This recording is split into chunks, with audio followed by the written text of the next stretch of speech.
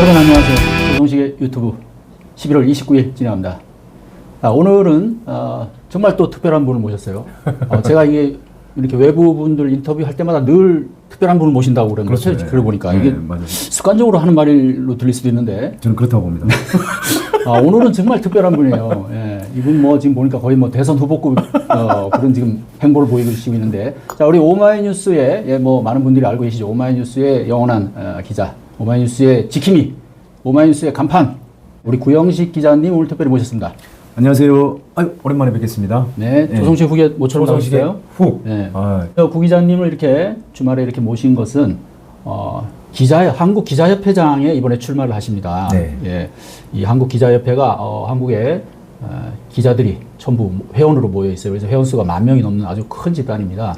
그리고 실제로 우리 언론계에 아주 큰 영향을 행사하는 그런 기가 아주 중요하죠. 그렇죠. 특별히 이제 이번 이재명 정부에서 또 언론개혁 관련해서도 입법도 하고 뭐 이제 또 뭐 논란도 있고 그런데, 그래서 한국 기자협회가 할 일이 참 많다. 자, 그래서 오늘은 우리 이렇게 이제 기자협회를 개혁하기 위해서 나오신 구영식 기자님의 포부도 들어보고, 또 뭐 아는 분은 아시겠지만 사실 언론계에서는 뭐 워낙 유명하지만 또 일반인들은 잘 모르실 수가 있기 때문에 우리 구영식 기자가 어떤 사람인지, 어떤 기자였는지 이런 것도 좀 살펴보고, 그리고 이제 이 출마하면서 내건 공약 뭐 이런 것들, 또 어떤 것이 중요한 내용인지 한번 좀 그렇게 한번 살펴보겠습니다. 이게 뭐 이거 다 얘기하다 보면 1시간이 넘어갈 것 같다는 이 불길한 예감이 사실 좀 드는데 가능하면 1시간에 좀 마치도록 네. 이렇게 해보겠습니다. 자, 구 기자님이 이 현장 취재 네. 이걸로 유명하시고, 뭐 또 한번 하면 이렇게 막 심층 취재, 그죠? 우리는 뭐 이제 최은순, 김건희 네. 취재로 우리는 다 기억을 하고 있는데 그 얘기 이제 조금 이따 또 네, 좀 네. 하고, 우선 아니 왜 기자 일을 열심히 하다가 네. 이 기자협회장이라는 이런 또 큰 감투를 쓰시려고 네. 도대체 무슨 의도가 있는 겁니까 이게? 네. 제가 가장 많이 받은 질문이에요, 사실은. 네, 제가 그러겠죠. 기자협회장 선거에 나와서 가장 많이 받는 질문이 너 왜 갑자기 회장 선거에 나온 거야? 무슨 목적이 있는 거야? 그러니까 원래 이랬는데 평상시 보면 권력욕은 없어 보였는데 네. 뭐 음식욕은 좀 있었어요. 맨날 만난 집 찾아다니고. 네. 근데 어떤 사람이 이렇게 얘기하더라고. 아니 이제 윤석열도 감옥에 가고 네. 김건희도 감옥에 가고 이제 구영식이 설 자리가 없었던 거 아니냐. 그래서 결국은 자리를 보다가 한국기자협회 회장이라고 하는 어마어마한 자리가 있으니까 거기 자리를 찜하려고 가는 거 아니냐, 이렇게 얘기하는 분들이 계시는데 그렇지 않습니다. 뭐 윤석열이 김건희가 감옥에 있든 그분들에 대한 관심은 계속 되는 거고요.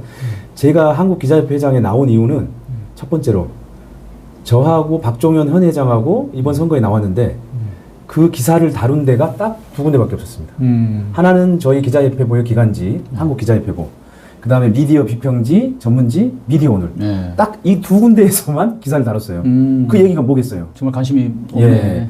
그만큼 위상이 좀 떨어졌다는 예, 얘기예요. 한국기자협회의 존재감이 거의 없는 겁니다. 사실 그러니까는 미디어도 중요한 회장 선거를 2군데밖에 다루지 않을 정도로 그 한국기자협회의 존재감, 그 다음에 사회적 영향력, 이런 것들이 사실 너무 낮아가지고 고민을 한 겁니다. 그 중요한 기자 단체의 사회적 영향력이나 이런 것들을 높이지 않으면 이거 무슨 역할을 할 수가 없겠구나. 그렇죠. 예. 그리고 또 기자협회에 소속된 기자들이 어깨 펴고 살아야 될 거 아닙니까? 근데 그렇게 존재감이 없고 영향력이 낮으면 어깨 펴고 살 수 있겠습니까? 그래서 저는 기자들의 어깨도 펴고 자존감도 세우고, 네. 예, 대사회적 영향력도 높이기 위해서 사실은 고민 끝에 나온 겁니다.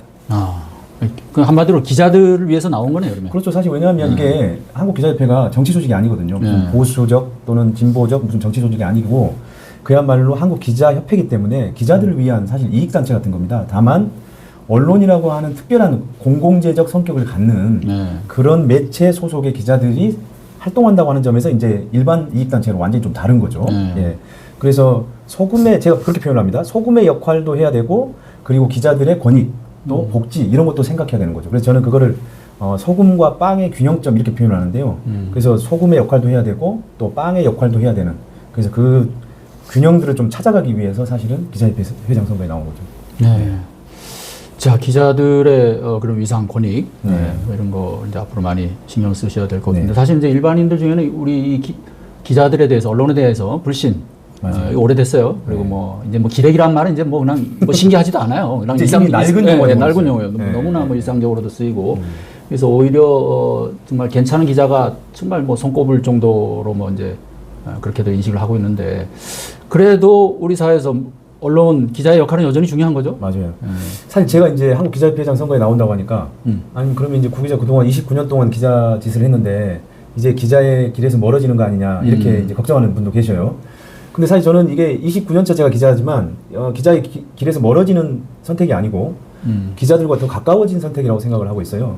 그러니까 왜냐하면 지금까지는 이제 저 혼자 또는 어떤 특정 언론사에 소속돼 가지고 이제 취재를 하고 했다고 한다면 이제는 11,000명에 가까운 전체 한국의 기자들의 취재에 대해서도 고민하고 보도 과정에 대해서도 고민하고 그들이 어떻게 하면은 제대로 할 말을 할 수 있는 기자가 될 수 있는지 그런 것들을 고민하기 위해서 사실 나왔기 때문에 어떻게 보면은 기자들하고 훨씬 더 가까워지는 길이라고 훨씬 더 많은 기자들하고 가까워지는 저는 그런 선택이라고 생각을 합니다.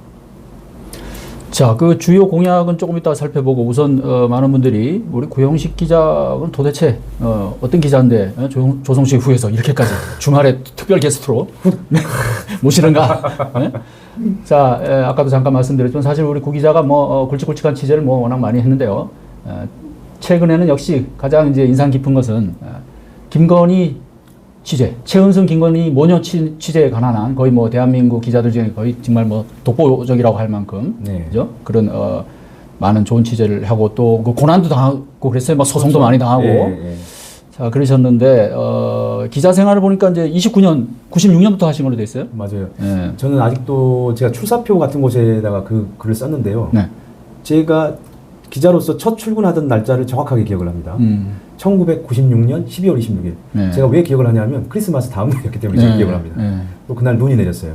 제가 출근하는 날, 제가 양화대교에 있는 그 사회평론 길이라고 하는 굉장히 레프트한 진보적인 성향의 올간지에 그 출근을 하는데 양화대교 바로 앞에 그 사무실이 있었습니다. 근데 합정역에서 내려서 걸어가는데 그날 눈이 왔어요. 눈이 그래서 성탄절 다음 날이고 눈이 왔기 때문에 그 두 가지가 겹쳐 있기 때문에 제가 날짜를 아주 정확하게 기억을 하고 있습니다. 상당히 의미부여를 하시는군요. 겨울에는 이제 종종 눈이 오죠. 왜 그런 사람들 있잖아요. 내 생일이면 꼭 눈이 와. 뭐 이런 사람들. 사실 우연의 일치니까. 지금 분위기를 좋게 띄우려고 하고 있는데.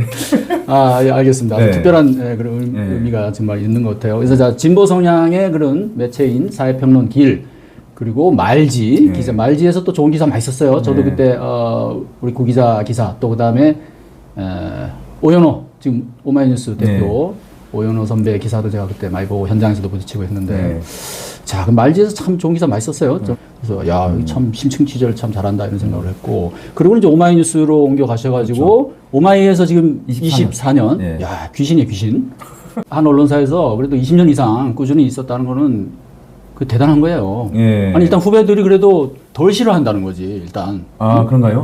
그냥 후배들이 막 싫어하고 이러면 20년씩 있기 힘들거든요. 그래서 이번에 저희 그 홍보물 응원글에 저 그거 보고서 아주 감동받았습니다. 30여 명이 그냥 대거 이게 자발적으로 쓴 거죠? 네, 자발적으로 쓴 거죠. 그 제목이 보니까 저거던데. 친정에서 쏟아진 뭐. 쏟아진 격려들, 오마이뉴스에 쏟아진 격려들. 그래서 많은 후배 기자들이 정말 우리 구기자 출마를 정말 축하하고 응원해주는. 그래서 이거 뭐 정말 자발적으로 다 썼을 거라고 저는 생각을 합니다. 그렇죠? 자꾸 의심하시는 것 같아. 진짜 아직도 기자 버릇을 그냥. 그래서 아까도 이제 말씀드렸지만 뭐 이제 사실 구기자가 걸어온 기자 인생을 다 얘기하려면 오늘 뭐 시간이 안 되고요. 그래서 우선 그 가장 중요하게 우리 또 일반 국민들이 가장 관심을 갖는 이런 김건희 취재에 대해서 좀 언급을 하고 가야 될 것 같아요. 이거 얘기 안 할 수가 없죠. 고영식 하면 또 김건희인데. 그 김건희 씨를 사실 그 까는 기사를 많이 썼잖아요. 최은순 씨도 말할 것도 없고 그런데도 또 김건희 씨하고 뭐 전화 통화하다고 카카오톡도 주고받고 이건 그 이상한 관계였어요. 그거 어떻게 된 겁니까 그게? 그러니까 제가 윤석열 김건희가 취재한 거는 2013년부터고요. 그때는 사실 윤석열도 김건희도 잘 알려지지 않았을 때예요. 그러니까 솔직히 얘기하면 그 두 사람에 관련된 기사를 쓰면 사람들이 왜 이런 기사를 쓰지? 누구야 윤석열이? 김건희가 누구야? 아무도 모를 때잖아요. 근데 그나마 그때 윤석열이 대검 중수과장으로 일했으니까 그나마 기사 하나를 썼는데 그래서 채택이 돼서 보도가 된 거죠. 그때 이제 장모 사건에 개입했다라고 하는 이유 때문에 대검 감찰을 받았다는 그런 기사였고요. 그 이후로 이제 계속 관심을 갖다가 제가 2017년에 문재인 정부 청와대에 출입을 하게 됐는데 그때 마치 이제 문재인 정부 들어서면서 윤석열을 서울중앙지검장에 앉혔어요. 그때 제가 기억하기로는 한 5단계 위 기수를 띄워가지고 지검장으로 앉힌 걸로 기억이 나는데 그때까지도 저는 이제 그래도 이건 아니지만 뭐 이명박 정부 국정원 댓글 사건 이런 걸로 고생을 했으니 이런 정도 보상은 해야 되지 않을까? 뭐 그런 정도였어요. 그런데 19년도에 갑자기 윤석열이 검찰총장에 임명된다고 하네요. 그래서 제가 그때 청와대에 계신 분들한테 윤석열은 절대 안 됩니다. 그 부인하고 장모가 너무나 문제가 많습니다. 그 엄청 얘기하고 다녔어요. 청와대 관계자들한테. 근데 그 청와대 관계자들은 거의 귀담아 듣지 않았죠. 이 기자가 왜 그러지? 아니, 이렇게 정의로운 검사를 대통령께서 검찰총장으로 임명하려고 하는데 왜 이게 딴지를 놓지? 아마 그렇게 생각하셨을 것 같아요. 그 당시의 분위기가 그랬으니까요. 전체적으로. 그래서 저는 이제 그때도 이제 청와대에 있었지만 그 취중 진담이라고 하는 칼럼을 써서 이 칼잡이 검사의 위험성에 대해서 사실 좀 지적을 했고요. 총장 되기 전에? 예, 총장 되기 전에. 그리고 이제 뭐 총장이 됐고 그다음에 이제 그때서야 이제 조금씩 뭐 MBC, KBS에서 조금씩 쓰기 시작을 했거든요. 그리고 이제 저는 2020년에 청와대를 나와서 아예 21년도부터는 아예 회사에 나는 윤석열, 김건희, 장모, 윤석열에 대해서만 검증하는 걸로 취재를 하겠다라고 허락을 받고 그리고 그때부터 이제 본격적으로 했고요. 그래서 그때 나왔던 첫 번째 기사가 뭐냐면 저희 이제 창간 21주년인가 무슨 기념 기사로 특집 기사로 나갔는데 그들은 왜 윤석열 장모와 싸우나? 라고 하는 기사였습니다. 그러니까 윤석열 장모와 비즈니스 관계로 싸웠던 사람들에 대한 스토리를 세 사람의 스토리를 쓴 거예요. 한 사람은 너무나 잘 유명한 정대택 씨고요. 또 한 사람은 그 장고 위조 증명 사건에 연루된 사람이고요. 한 사람은 추모공고 관련된 사건이에요.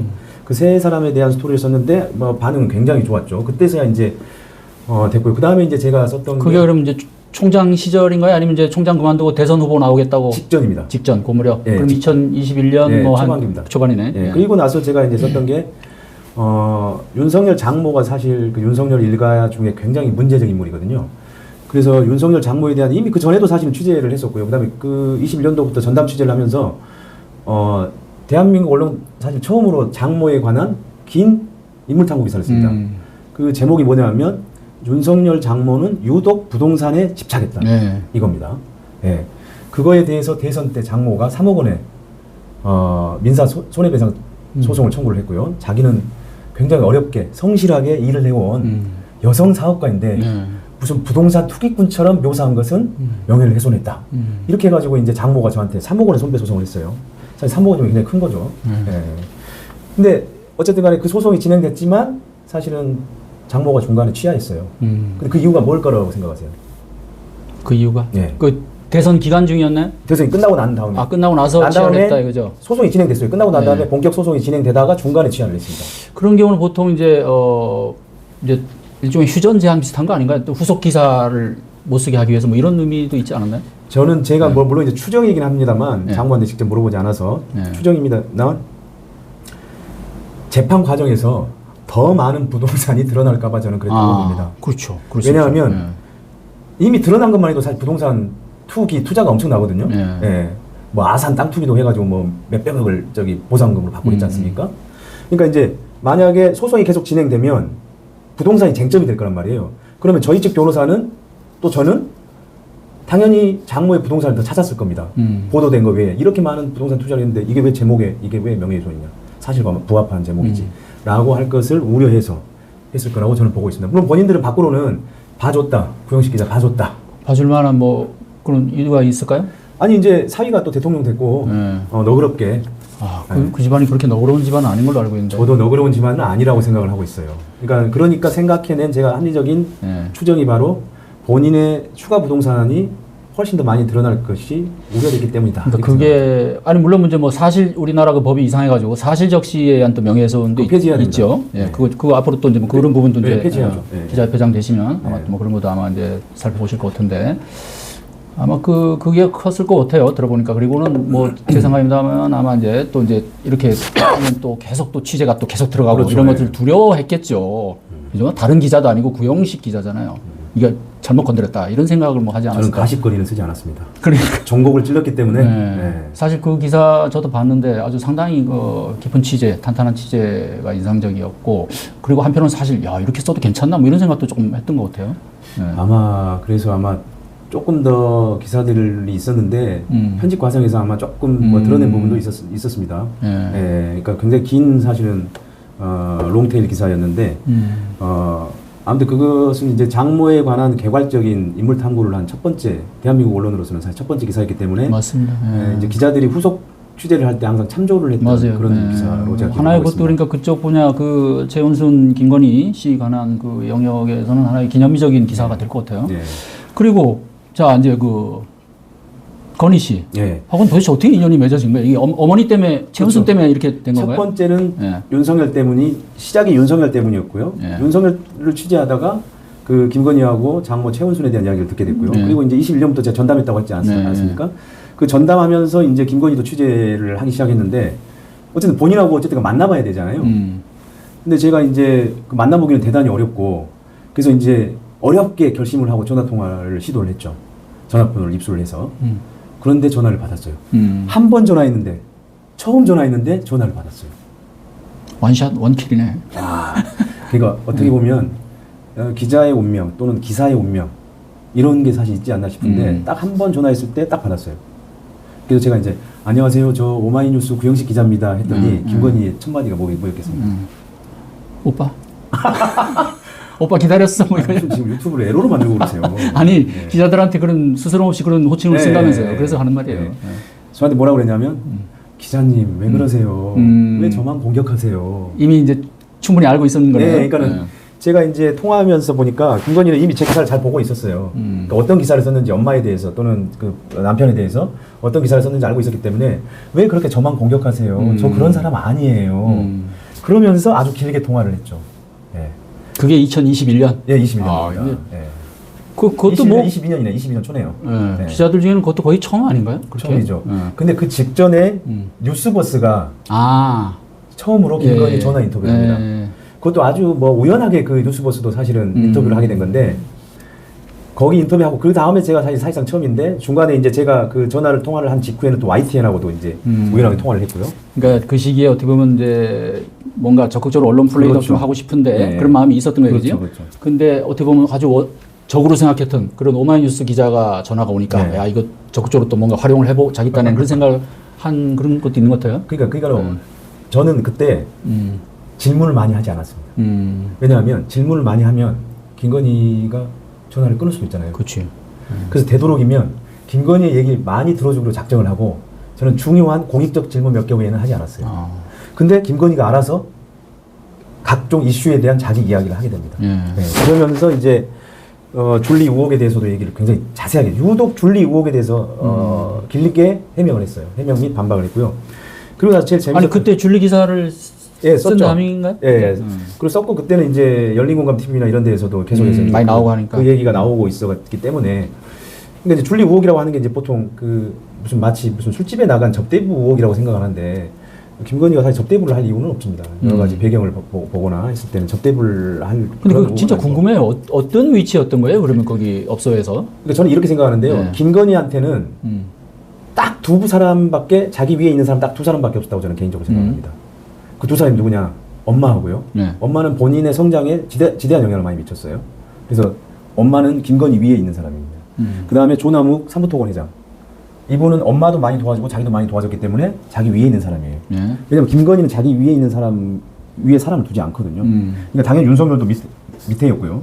그러니까 대통령실에 들어가서도 V0라고 하는 별칭이 붙은 이유도 그런 것들 때문이죠.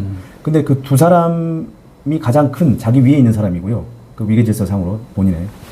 근데 그 어머니, 예, 그러니까 조남욱과 그다음에 어머니가 이제 그 김건희보다 위에 있는 사람이고 김건희 위에 있었던 조남욱 회장이 김건희를 활용을 했죠. 그러니까 여러 VIP들 만나는 자리에 김건희를 불렀고요.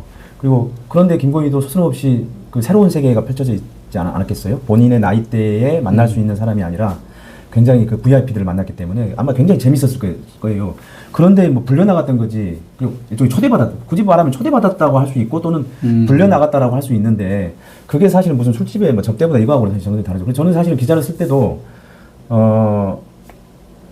접대부 그런 얘기를 쓰지는 않았습니다. 그러니까는 네. 그러니까 조남욱 회장의 자리에 불려나간 등등의 검사들과 만났던 그런 의혹들이다 이렇게 사실 정리를 그러면 한간에서 얘기한 대로 뭐 술자리가 있을 때 거기 뭐 이렇게 뭐 알바 비슷하게 와서 뭐 같이 앉고 뭐 그런 건 아닌 거예요? 네, 알바를 할 수가 없죠.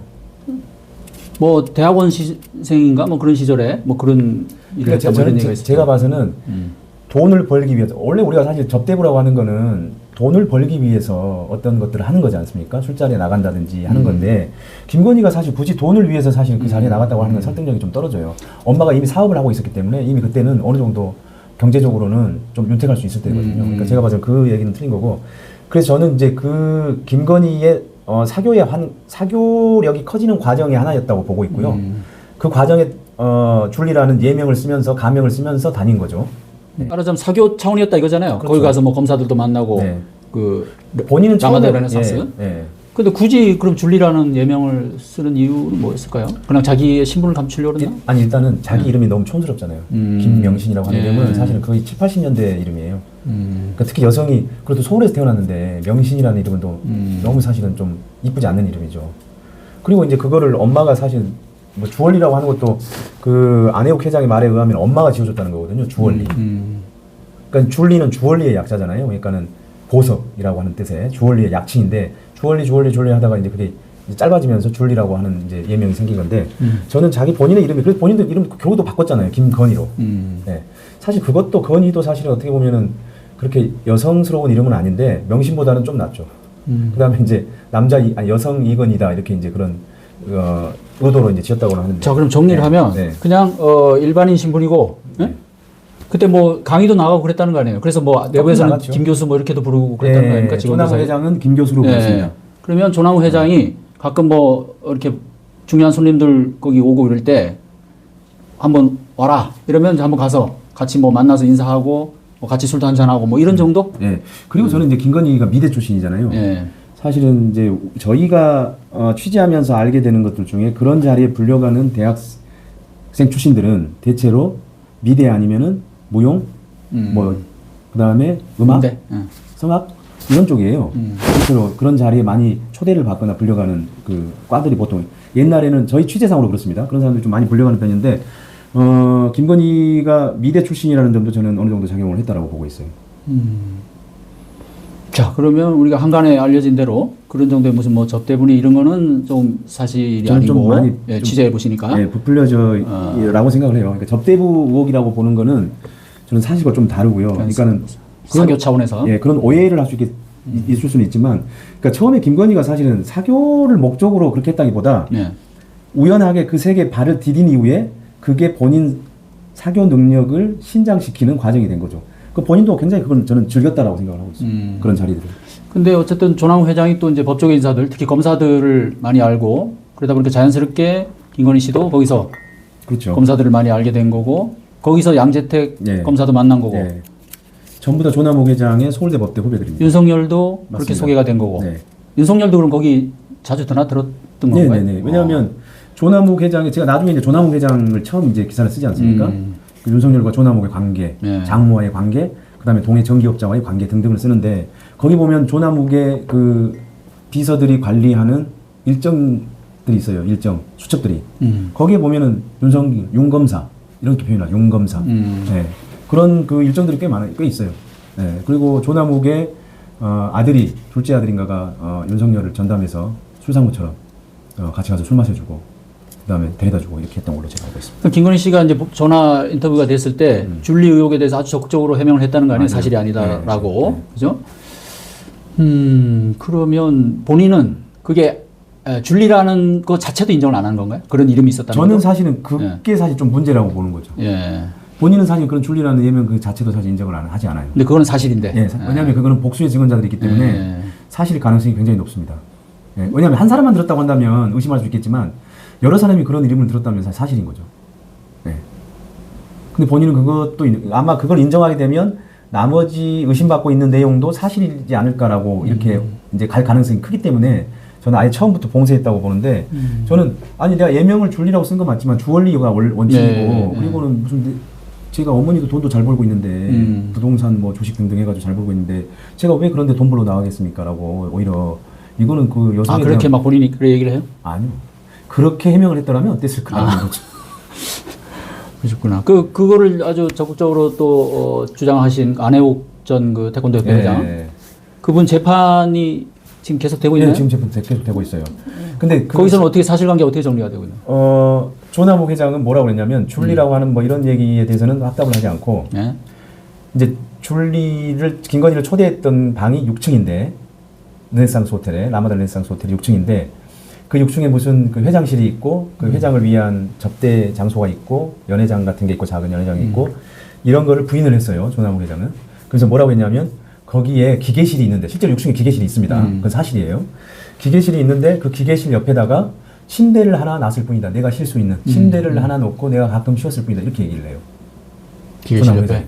근데 건설 대기업의 총수가 어느 누가 기계실 옆에다가 침대를 놓고 거기서 누가 그 싫어하겠어요. 특별한 취향이죠, 그러면. 그 진짜 특별한 취향인데, 그러니까 사실 말도 안 되는 해명을 한 거죠. 그 줄리 의혹을 부인해야만 하니까. 아, 그럼 조남욱 전 회장도 여전히 김건희 씨의 그런 관계를 아예 부인하는 거예요? 예, 직접적으로 부인하지는 않고 그런 식으로 사실은 부인을 하고 있어요. 근데 2층에는 그런 장소가 아예 없다. 둘이 윤석열, 김건희 둘이 결혼하고 이런데 조남욱 회장이 적극적으로 그 역할을 한 거, 이거는 거의 뭐 인정된 사실 아니에요? 그렇죠. 왜냐하면은 최원순도 그런 얘기를 했고. 관계도에서 조남욱, 그다음에 최은순, 그다음에 김건희, 그다음에 윤석열 이 네 개가 딱 완벽하게 딱 다이아몬드 형식으로 딱 그려지거든요. 관계도가. 그러니까 아주 가까운 관계였고요. 예. 그렇기 때문에 당연히 뭐 결혼도 당연히 관련이 돼 있죠. 조남욱과의. 자, 그러면 그거는 뭐 아직 1심도 안 나왔나요? 그 재판은? 네, 아직 안 나온 것 같아요. 네. 자, 그렇게 해서 김건희 씨하고, 김건희 씨 얘기를 좀 오래 했겠는데, 인연을 맺어가지고, 또 그 뒤로도 또 뭐 자주 또 두 차례 연락을 더 해요. 인터뷰를 했고요. 대선 때는. 그리고 그 이후에, 대선 이후에도 사실 이제 대선에서 승리한 이후에도 꽤 오랫동안 카톡으로 사실은, 가끔씩 카톡을 주고받았죠. 그리고 그 디올백 수수 사건이 터질 때까지 제가, 그 다음까지도 제가 카톡으로 주고받았습니다. 그때 이제 디올백 사건 때문에 이제 거의 김건희가 거의 자맹하다시피 했지 않습니까? 거의 행사에 거의 안 나왔어요. 예. 그때도 이제 제가 그 카톡을 주고받았는데 그때 이제 김건희가 했던 이야기 중에 하나를 이제 이건 공적인 부분하고도 관련이 돼 있으니까 뭐 얘기를 해도 되겠지만 뭐라고 얘기를 저한테 했냐면 제가 없어지면 모든 게 괜찮을까요? 이런 요지의 카톡을 저한테 보냈던 게 생각이 나요. 그러니까는 아마 디올백 사건이 굉장히 치명타였거든요, 사실은. 왜냐하면 물증이 있어버렸잖아요. 동영상이. 그 다음에 디올백이라고 하는 현장에서 건넨 그 증거물이 있었고. 그래서 아마 굉장히 아마 그 힘들었을 텐데 그때 연락을 하니까 아무튼 그런 얘기를 했어요. 그러니까 굉장히 아마 그때 힘들다고 얘기를 했던 것 같습니다. 예. 그 디올백 그런 작업을 했던 이명수 기자. 네. 와, 요즘 유튜브를 같이 하시죠? 그것도 네, 그것도 또 참 묘한 인연이에요. 또 그렇게 이어져요 또. 그러니까 이제 이명수 기자는 이미 21년도 12월에 그 전부터 알았는데 직접 만난 거는 이제 2022년 1월 달에 만났는데 뭐 그 전에 이미 여러 차례 통화를 했어요. 그리고 이제 김건희하고 계속 통화했던 것을 녹음한 것도 알고 있었고요. 그래서 이제 원래는 22년도 1월 달에 이제는 3월 달인가 그때 5월 달인가 대선이었기 때문에 이제는 협력 작업을 하러 가야겠다고 이명수 기자를 만나러 서울의 소리에 가죠. 서울의 소리에 가가지고 이제 이명수 기자한테 뭐 김건희 그거 알고 있다. 저기 오마이뉴스하고 같이 보도를 하면 어떻겠느냐. 그래서 그 협력을 제안하러 갔는데 그때 이제 충격적인 얘기를 들었죠. 이명수 기자한테. MBC에 줬어요. 저 그때 완전히 솔직히 얘기하면 한 방 맞은 정도가 아니고 갑자기 머리가 새하얘지면서 뭔 말을 해야 될지 모를 정도로 충격을 받았어요. 왜냐하면 솔직히 저만 알고 있다고 생각을 했거든요.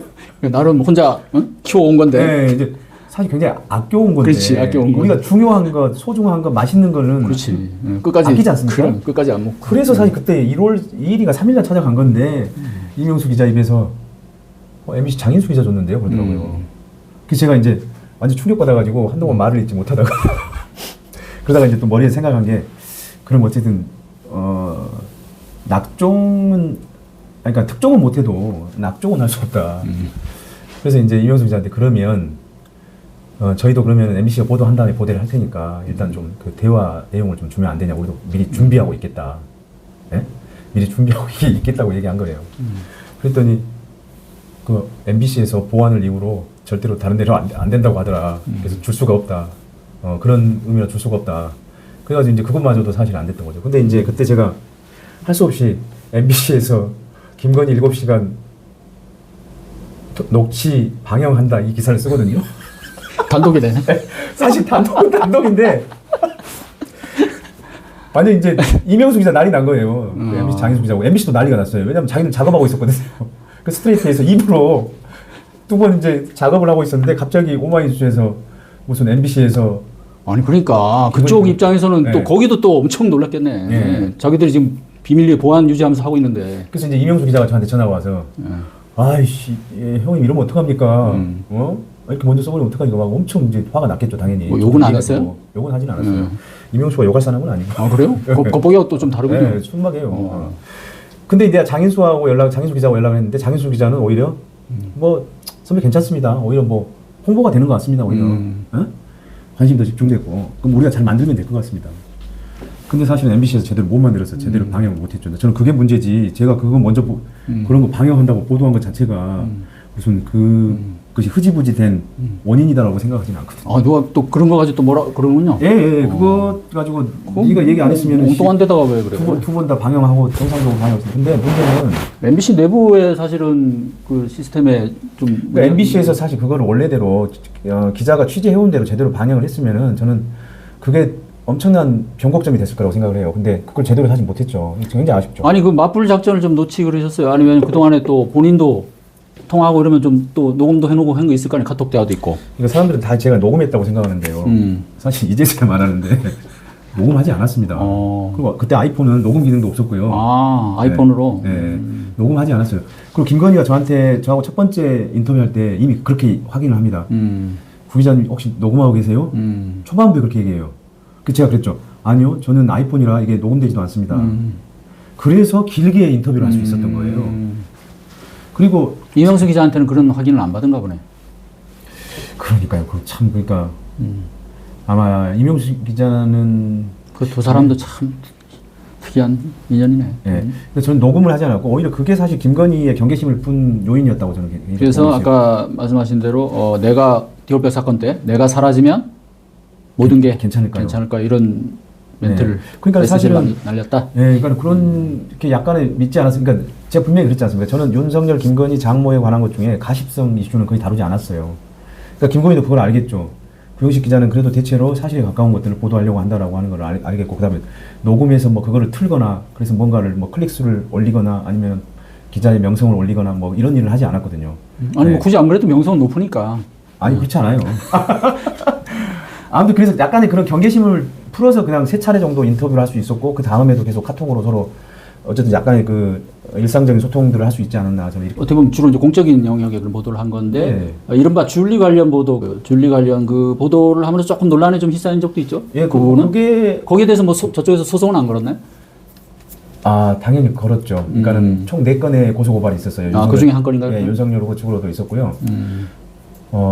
그리고 이제 장모의 한 건에 있었고, 근데 그 부동산 기사 관련 예, 있고. 아니, 4건이 다 뭐예요? 인물 다 기억을 할 수가 없네요. 아무튼 4건밖에 안 되는데. 아니 고소 고발 4건에 그다음 민사 1건. 그래서 총 5건인데 그 4건은 다 고소 고발은 다 무혐의 처분이 됐어요. 검찰, 경찰. 그 중에 이제 줄리 건도 그 중에 하나 있다. 뭐 여러 가지였죠. 아산 신도시 투기 뭐 등등 여러 가지 것들에 대해서 다 명예훼손이다라고 얘기를 하고 윤석열 캠프에서 고발을 했었죠. 하지만 다 무혐의 처분됐고요. 그다음에 한 건의 민사 소송도 장모 본인이 취하하면서 저는 오전오승을 거두게 됐죠. 야, 이게 대단한 게 말이죠. 이게 문재인 정부 때도 아니고 윤석열 정부에서 다 지금 이긴 거 아니에요? 무혐의 처분 나오고 이런 게? 그러니까. 그러니까 검사들이 지들도 웬만하면 기소하고 싶었을 거 아니에요, 잘 보려고. 그렇죠. 기소하고 싶었겠죠. 그러니까. 야, 나는 그게 더 지금 새삼 놀랍네, 그 얘기를 들으니까. 저는 아무튼 가십성 기사는 쓰지 않았습니다. 아니, 그거 되게 강조하시는데.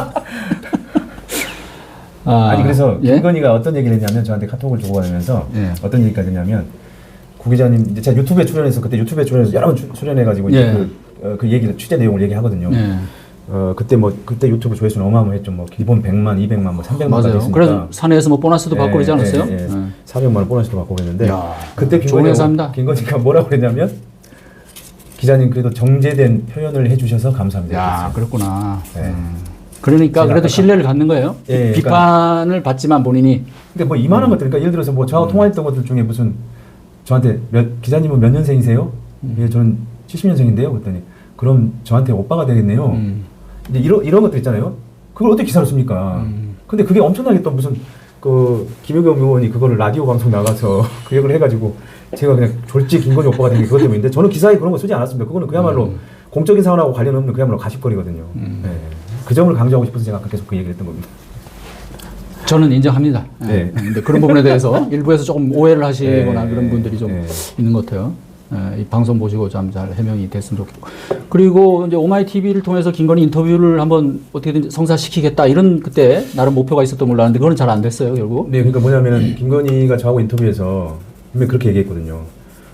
제가 선거 결과가 좋아서 만약에 청와대에 들어가면 기자님을 가장 먼저 초대해서 식사를 대접하고 싶다라고 정확하게 그렇게 얘기했습니다. 그래서 저는 사실 이제 김건희가 이제 들어가고 나서 뭐 몇 개월 동안 바빴겠죠, 여러 가지로. 네? 청와대도 뭐 인사 등등 뭐 직제 개편 뭐 등등 바빴지 않겠습니까? 그러겠죠. 그래서 그때는 이제 뭐 당연히 그걸 바빴으니까 그 초대할 여유가 없고. 아니 사실은 본인이 바쁠 건 없는 거예요. 대통령 부인이 대통령이 바쁘지. 바쁘지. 근데 본인이 대통령 행세를 하려니까 바쁜 거지. 네. 그래서 이제 한 1년 지나고는 이제 그러면 이제 좀 여유가 있겠지. 그 본인의 역할에 대해서도 좀 어느 정도 자리를 적응하고 있을 거고. 그러면 이제 한 번은 불러줄 것이다. 그래서 불러주면 나는 딱 요청을 드릴 거다. 저희 오마이 뉴스하고 딱 한 번 인터뷰를 해라. 그러면 당신과 관련된 여러 가지 의혹들, 그 다음에 논란들 이런 것들에 대해서 우리는 정확하게 거기에 대해서 얘기한 대로 보도하겠다. 정확하게 그대로. 그래서 저는 이제 기대를 하고 있었죠. 나는 그리고 또 중간에 김건희하고 소통을 했는데, 카톡 대화를 했는데 저한테 이렇게 얘기를 했습니다. 기자님 죄송해요. 하지만 저는 약속을 꼭 지키는 사람이에요. 제가 꼭 불러드리겠습니다. 라고 얘기를 했거든요. 몇 개월 지나서. 그러니까 저는 당연히 그 정도까지 얘기하면 굉장히 진정성 있는 거 아니겠어요? 그렇죠. 그 진정성이 있다고 그걸 있다고 해야지 이것도 사기일 거야 이렇게 보면 안 되지 않습니까? 앞으로 계속 진행을 해 나가야 되는데. 그래서 당연히 저는 괜찮습니다 뭐 이렇게 하고 이제 소통은 끝나고 했는데, 그래서 저는 믿었죠. 아 진짜로 초대할 사가 있구나. 그래서 저는 꽤 기대를 하고 있었어요. 나는 이제 그게 언제 23년? 그렇죠. 23년이겠죠. 22년, 23년 그 사이입니다. 예. 근데 저는 이제 초대를 받는다면 당연히 인터뷰 요구를 해서 나는 반드시 인터뷰를 성사시킬 거다. 그리고 김건희도 거기에 동의할 거다. 그래도 자기가 초대할 정도의 사람이면 인터뷰할 정도의 신뢰성은 이미 확보된 거 아니냐. 그러면은 이제 세계의 인터뷰를 하게 되는 셈이 되는 거죠. 진짜로 대면 인터뷰를. 그동안에는 목소리만 인터뷰. 그게 이제 디올백이 다 망쳐버린 거네요, 어떻게 보면. 그렇죠. 사실 어떻게 보면은. 그러니까 그게 세상의 법칙이에요. 그렇게 말해요. 예. 그리고는 이제 뭐 완전히 이제 뭐 점점 내리막길로 가게 되고 구기자를 만날 기회는 점점 줄어들고. 네. 예. 그러니까 마음의 여유가 거의 없었잖아요. 그렇죠. 그 상황에서 어떻게 만나겠어요? 예, 어떻게 만나겠어요? 그럼 또 그 얘기를 물어볼 텐데, 그럼 그 얘기에 대해서 어떻게 답변을 할 거며, 굉장히 곤욕스러웠겠죠. 그러니까 오죽했으면 아무튼 뭐, 내가 사라지면 뭐 모든 게 잘 될까요? 해결될까요? 뭐 이런 식의 얘기를 한 것도 아마 그러지 않았을까 싶어요. 지금 뭐 옥중 인터뷰는 한번 시도 안 해보십니까? 저는 사실은 개인적으로 조금 재판이 좀 정리가 되면 개인적으로 면회를 해볼 생각을 했어요. 뭐 변호사가 혹시라도 동의를 한다면 김건희한테 면회를 갈 생각은 있죠. 그리고 뭐 저는 사실 거의 사실을 보도했지, 제가 무슨 악의를 가지고 아까 얘기했던 것처럼 가십성으로 긁어내리기 위해서 한 건 없거든요. 그런 점에서 보면은 저는 충분히 뭐 김건희 옥중에 면담하고 또 필요한 거 본인이 또 뭐 억울하다고 생각하는 게 있을 거 아닙니까? 그러면 그 억울하다고 생각하는 부분에 대해서 또 얘기 들을 수 있는 게 사실은 기자니까. 예. 그렇죠. 뭐 얘기 들어주고 거기에 대해서 또 이제 우리가 판단하고. 그렇죠. 뭐 이거는 영 진짜 뭐 이치에 안 맞고 거짓말이고 이런 거는 또 이제 기사 가치가 없는 거고. 나쁜 놈을 만나지 말라? 기자의 세계는 그렇죠. 이게 있을 수가 없습니다. 맞아요. 나쁜 놈 더 많이 만나요. 고 기자가 오늘 이제 말씀하시는 거 들어보니까 뭔가 이제 그런 김건희 관련 취재하면서 좀 그런 약간 그런 부분에 좀 오해가 있거나 이런 사람들 때문에 조금 스트레스도 받으신 것 같아요. 그러니까는 그리고 어떤 사람도 김건희하고 나오고 무슨 한패처럼 아니 한패라면 돈을 좀 벌었어야지 그러면 뭐 하다못해 주식 뭐 이런 거라도. 저는 아예 평생에 주식을 해본 적이 없습니다. 직접 주식 해본 적이 없어요. 주식 잘 모르고 아예 모르고. 이번에 기자협회장 나오면서 비상에는 비상으로 이런 또 구호를 아주 멋진 구호를 내걸었습니다. 요 의미 간단하게 설명해 주세요. 그 비상이라고 하는 게 이제 그 윤석열의 그 비상계엄 선포에서 따온 거고요. 그 뒤에 비상은 이제 하늘을 나르다라는 뜻 아니겠습니까? 제가 왜 그거를 썼냐 하면 현 박종현 후보님이죠. 그리고 이제 한국기자협회 회장이셨던. 지금 이미 한번 한 분인 거죠? 지금 2년 하고 이제 또 연임하기 위해서 지금 붙은 거예요, 두 사람이. 그 박종현 회장은 굉장히 중요한 시기에 회장이 되셨어요. 그렇네요. 그러니까 윤석열 정부가 들어선 이후에 회장을 했기 때문에 사실 엄청나게 중요한 시기에 기자협회 한국 최대의 기자 조직이라고 할 수 있는 한국기자협회 회장이 된 거거든요. 그러니까는 윤석열 정권이 뭐 뉴스타파에도 계시니까 너무나 잘 아시겠지만 아니 저는 뉴스타파에 계시는 건 아니고요. 예. 아니 그래도 전문위원 아니 일종의 계약직이기 때문에 계시는 거잖아요. 소속이 아닙니다. 예. 그건 명확히 해주십시오. 예. 근데 아무튼 뉴스타파를 잘 아시겠지만 예. 뉴스타파 등등이 어쨌든 간에 기자들의 자택까지 탈탈 다 털렸지 않습니까? 압수를 당하고 언론사도 압수를 당하고 그리고 언론사들 공영방송에 대한 그 탄압들이 엄청 났잖아요. 그러니까 사실 윤석열 정권 때 기자협회의 목소리가 어느 때보다 높아야 되는 게 사실이에요. 왜냐하면 회원사들이 다 탈탈 털리고 있는데 기자협회가 가장 선두에 그 앞에서 싸워야죠. 안 싸웠어요? 제가 봐서는 그렇게 적극적으로 싸우지 않았습니다. 아 그냥 좀 소극적으로 예. 뭐 그냥 흉내내는 정도?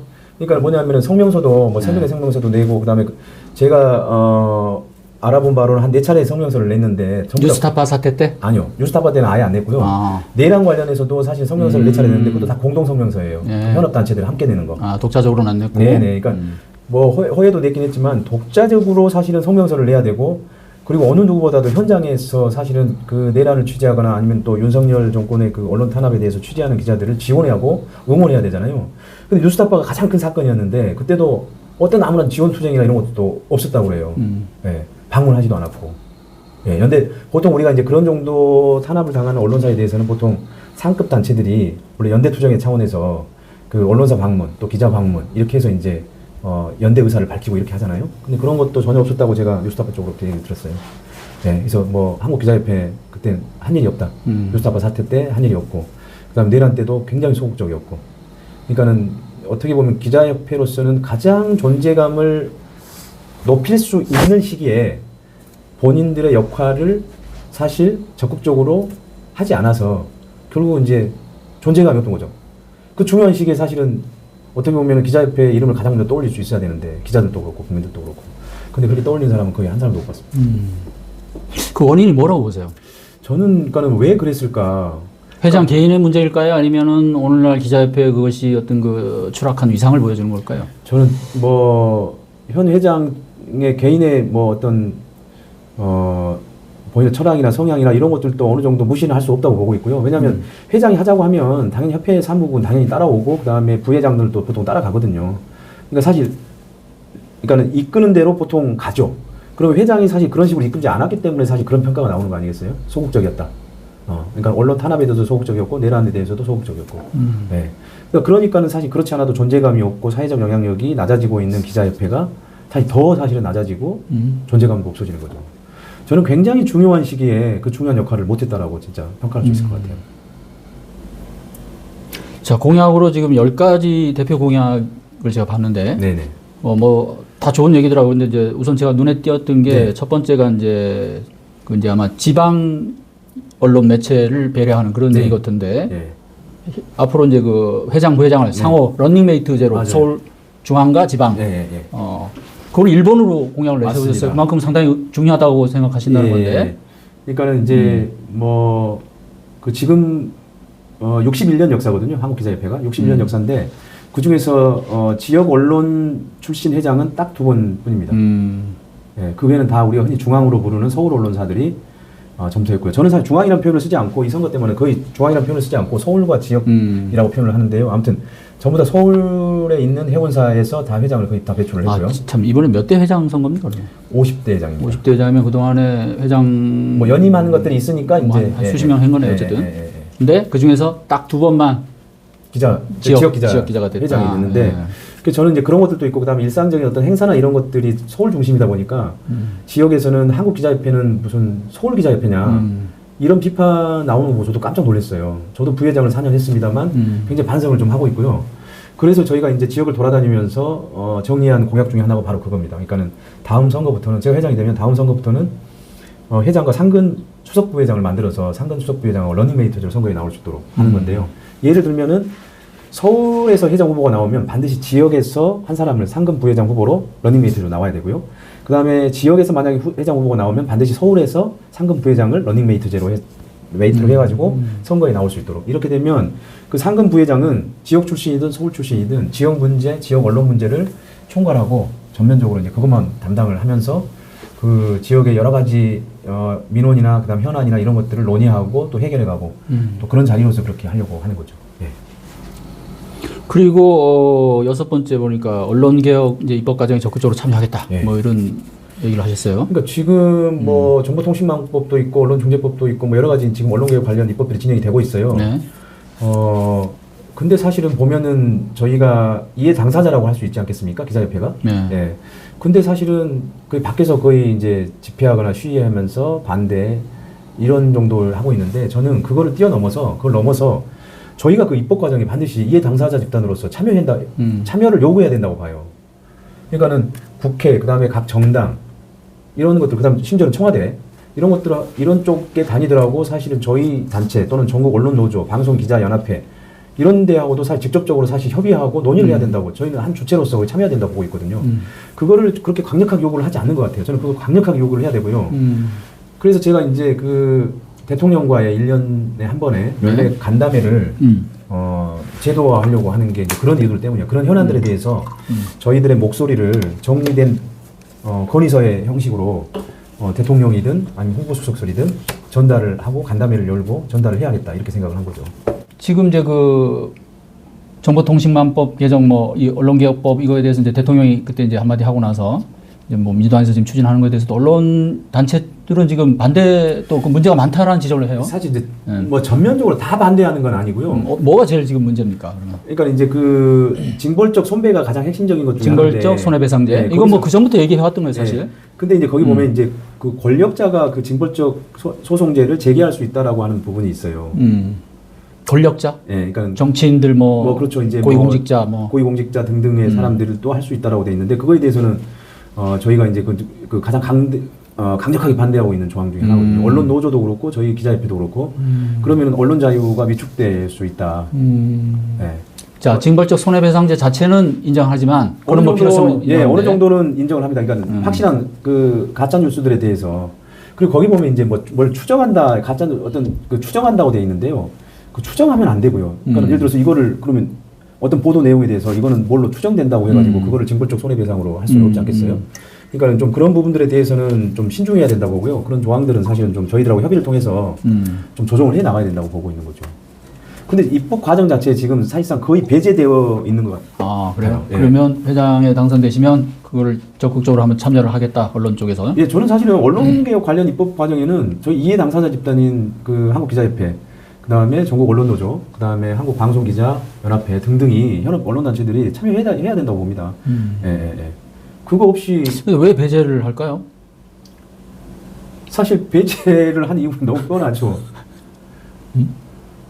아니, 그 배제를 한 이유는 너무 뻔하지 않겠습니까? 그러니까 당연히 이쪽은 반대하는 부분이 많으니, 여당에서 지금 추진하려고 하는 것들을 어쨌든 간에 좀 자연스럽게 어쨌든 입법을 하고 싶은데 사실 현업단체들은 여러 가지 반대를 하고 있거든요. 자기 그 여당에서 추진하고 있는 개정 방향하고 다르게. 그러니까 사실 좀 껄끄러운 거죠. 근데 저는 껄끄럽더라도 당사자의 이해 집단의 얘기를 듣는 것과 듣지 않는 거는 굉장히 차이가 크고요.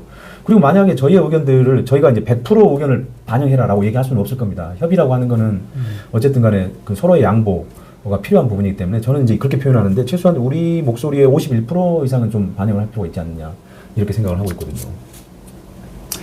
그러니까 이제 뭐 정치권이 일방적으로 주도하는 건 사실 좀 문제인데 아마 그런 배경에는 언론에 대한 불신도 또 많이 작용하지 않나 이런 생각도 좀 드네요. 그렇죠. 네. 지금 사실 이제 정당에서는 굉장히 사실 언론 불신이 좀 심하죠. 그러니까 가짜 뉴스에 대한 경각심이 심하고 그리고 사실 그거는 사실 어느 정도 공감을 해요. 가짜 뉴스들이 근절돼야 되고 어쨌든 그게 필터링이 돼야 된다고 보지만. 사실 솔직히 얘기하면 저희 그 회원사들이 그렇게 무슨 가짜 뉴스를 유포하는 뭐 언론사거나 사실 그런 경우는 거의 없거든요. 예, 저희도 굉장히 엄격하게 그 회원사를 심사해서 가입을 시키고 있기 때문에 컨텐츠에 대해서는 어느 정도 사실 자신감이 있는 그런 회원사들만 가입하기 때문에 좀 저희 의견들을 좀 많이 좀 들었으면 좋겠어요. 예. 만약에 민주당이 그래도 여전히 같은 태도를 고수한다. 아니 당신들은 개혁 대상이기 때문에 같이 논의할 수 없다. 이렇게 하면 어떻게 하실 거예요? 뭐 제가 사실은 항상 이런 얘기를 하는데 저는 사실 배가 고프면 어떤 투쟁도 할 수 없고 그래서 단식 투쟁을 할 수 없고요. 이제 삭발 투쟁을 해야죠. 네. 세게 한번 해보시겠다. 그죠? 세게 해야죠. 네. 아마 전국 언론노조도 저는 아무튼 단식 투쟁을 안 합니다. 저는 이제 그 체질적으로 안 되는군요. 네, 그러니까 우리 하루 한 끼 듣기는 괜찮은데요. 하루 넘어가면 굉장히 힘들어지고요. 이틀째는 아마 쓰러지지 않을까 싶고요. 그래서 저는 그러니까는 먹고 그렇지. 잘 먹고 투쟁하자. 제대로 싸우자. 제대로 싸우자 그런 주의예요. 네. 자, 우리 구 기자가 하여간 꼭 당선이 되셔가지고 이런 언론개혁 문제에서도 언론의 그런 긍정적인 의미에서 좀 참여가 이루어지기를. 네. 그래야지 또 많은 국민이 또 공감을 하시지 않을까 싶어요. 그렇죠. 네.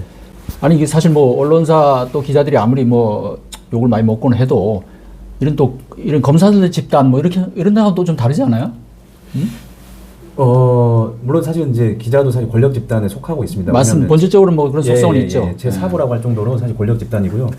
뭐 어떤 권력 자리를 위태롭게 할 수 있을 정도 보도나 취재를 통해서 정확한 취재와 보도를 통해서 할 수 있는 자리이기 때문에 분명히 저는 이제 그 권력 집단이라고 하는 것을 부인하지는 않습니다. 근데 다만 언론은 기본적으로 헌법에도 부여가 돼 있지만 국민으로부터 어떤 공공재 같은 성격을 부여받았거든요. 그러니까는 이게 사적 이익에 사실은 휘둘리면 안 되는 집단 중에 하나예요. 설사 권력이 있다고 하더라도 그거는 공적인 목적으로 그리고 공공적인 목적으로 사실 써야 되는 게 또 언론의 한 기능이기 때문에 사실 그렇게 가야 된다고 보고 있습니다. 어쨌든 언론도 많이 반성해야죠. 성찰해야 되고. 저는 그러니까 이제 특히나 이제 아까 검찰 얘기를 했는데 검찰과 거의 동조화된 그 언론에 대한 우려들이 되게 많았잖아요. 비판들이. 이른바 검언 유착. 예, 그걸 이제 검언 유착이라고 얘기를 하는데요. 그런 부분들에 대해서는 사실은 그 출입처주의에 대한 어떤 이제 비판들이 있긴 한데 저는 개인적으로 출입처주의보다는 기자들이 조금 더 좀 할 말을 할 수 있도록 언론사 차원에서 그걸 보장을 해야 되고요. 그게 만약에 이제 그 제도로 보장을 할 수 있다면 가장 좋고, 그러니까 이제 방송사 같은 경우는 일부에서는 이제 보도본부장에 대한 임명 동의제를 이제 입법으로 이제 하지 않습니까? 그런 조금 더 그런 것들을 좀 외부의 입김으로부터 좀 자유로울 수 있는 뭐 검찰이든 그다음에 매체의 오너든 아니면 다른 권력 집단으로부터의 외압에서 좀 자유로울 수 있는 그런 어떤 제도가 필요하면 좀 도입할 필요가 있고, 저는 좀 기자들이 좀 기자 존재 또는 언론사의 존재에 대한 좀 성찰이 필요하지 않나, 그 공공적인 성격에 대한 그렇게 생각을 하고 있습니다. 기자들에 대한 무슨 이런 지원 정책 뭐 이런 것도 생각하고 계시나요? 예, 저는 이제 첫 번째는 지금 세계 기자 대회를 하고 있는데 매년 하거든요. 근데 국내 기자는 거의 참석한 사람이 거의 없어요. 뭐 부회장단 일부, 그다음에 지역 협회장들 몇 명 이렇게 참석을 하는데, 그래서 세계 기자 대회를 축소하고요, 경년제로 축소를 하고 국내 기자 대회를 열 생각이에요. 그 기자 대회를 하면 내용은 뭔가요? 그러니까 이제 지금 국내 기자들이 가장 그 관심 가지고 있는 아마 미디어 이슈 같은 거는 유튜브 권력을 어떻게 볼 것인가 이런 겁니다. 아, 그런 건 이제 뭐 컨퍼런스 같은 거 하고 뭐 예, 그러니까 그런 컨퍼런스를 세션들을 한 몇 개 정도로 해서 주제별로 국내 기자들이 관심을 가질 만한 미디어 이슈 또는 취재 이슈에 대해서 토론하고 그다음에 그 취재 경험들을 같이 공유하고 100% 국내 기자들만 참여하는, 그 저는 거기 웬만하면은 특히 미디어 전문가라고 하는 사람들의 참여는 안 시킬 거고요. 그러니까는 사회 발제 패널 토론 이런 것들을 전부 다 그 현직 기자들로 100% 기자들로만 만 구성해서 현직 기자들이 그 자기의 취재 경험들을 또 취재에 대한 시각들을 자유롭게 토론할 수 있는 그 장을 만들고 싶은 거예요. 그래서 한 해는 국내 기자대회, 한 해는 세계 기자대회 이렇게 하고 싶고요. 그 다음에 이제 저도 사실은 오전 오송이긴 합니다만 기자들이 사실 고소 고발 소송 당하면 심리적 부담이 엄청납니다. 아, 그럼요. 위축되고. 그리고 특히 회사에서 그걸 잘 안 해줘요. 법률 대행 서비스를. 아, 그래요? 귀찮아요. 그건 문제가 있네요. 또 귀찮아하거든요. 그러니까 저는 이제 수임 단계 전까지 협회에서 법률 다문단 구성을 통해서 거기서 변호사들을 하고 서로 소통하면서 법률 상담도 받고 그다음에 어떻게 대응을 하면 좋을지 이런 것들 조언을 받을 수 있도록 저희가 이제 매칭을 해주기 위해서 사실 그거를 할 수 있는 이 전문적인 변호사들로 구성된 지금 기자협회에 그러면 그런 게 없나요? 이렇게 뭐 없습니다. 법률 자문단이나 이런 거는 네. 변호사들하고 네, 계약해서? 지금은 다 고소 고발 소송은 전부 다 개별 언론사들이 언론사별로 대응한다. 아니 뭐 당연히 이제 뭐 사실 이제 책임은 1차적인 책임 본인 거기서 하는 게 맞는데 협회 차원에서 그런 식으로 일단 사전에 그렇게 상담도 하고 조언도 하고 이러면 큰 힘이 되겠네요. 그렇죠. 왜냐하면 일단 기자들이 기사 쓸 때는 자기가 최고지만 일단 소송 당하고 고소 고발 당하면 그때부터 맞아요. 위축돼요. 사실 그걸 노리는 거거든요. 그러니까 그걸 칠링 이펙트라고 그러는데 그 부담감을 줄여줄 수 있는 게 전문가들의 얘기를 듣고 나면 아무래도 부담감 괜찮다라고 하면 더 이제 심리적 부담감이 줄어들고 어떤 방법을 제시해주면 당연히 또 심리적 부담감이 줄어들지 않겠어요? 그러니까 저는 그런 심리적 부담감을 줄어들고 정상적인 취재 활동을 할 수 있도록 저희 협회에서도 법률 서비스를 하겠다는 거예요. 그래서 그 저는 한 최소한 정말 괜찮은 변호사들 10명 이상으로 구성된 법률 자문단을 임명해서 구성하려고 합니다.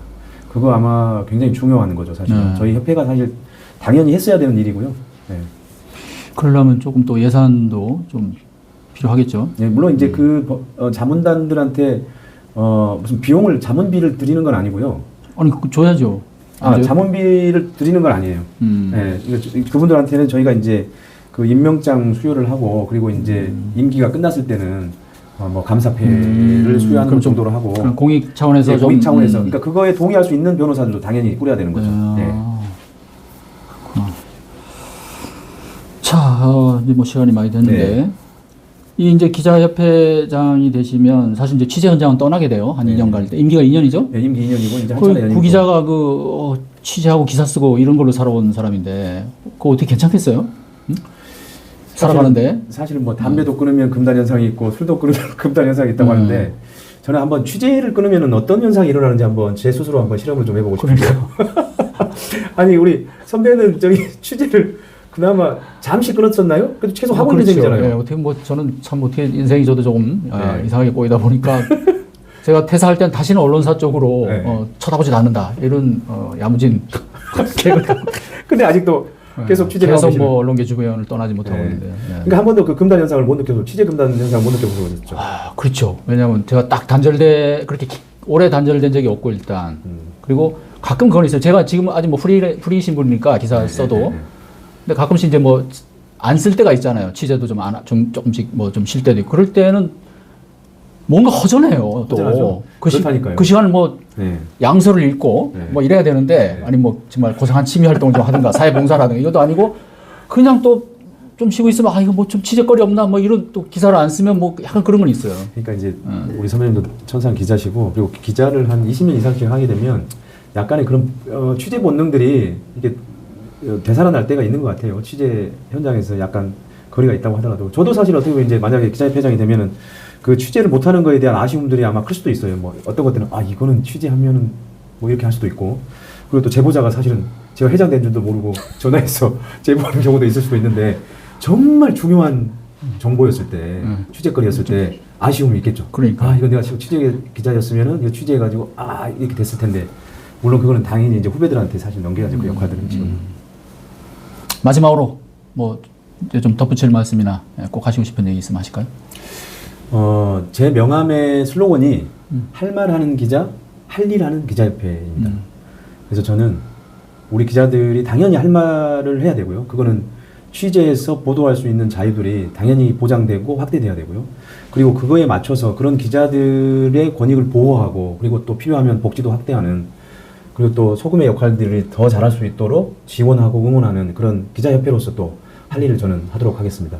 그리고 이제 제가 선거 홍보물에서 그 공약의 헤드라인이 제목이 서울과 지역이 함께 성장하는 기자 공동체를 만들겠습니다. 그러니까는 지금 뭐 한국 기자협회가 서울 기자협회냐 이런 비판을 받고 있는 상황에서 반드시 서울과 지역이 함께 상생하는, 함께 성장하고 함께 맞대서 서로 논의하고 대화하는 그런 기자 공동체를 반드시 만들도록 하겠습니다.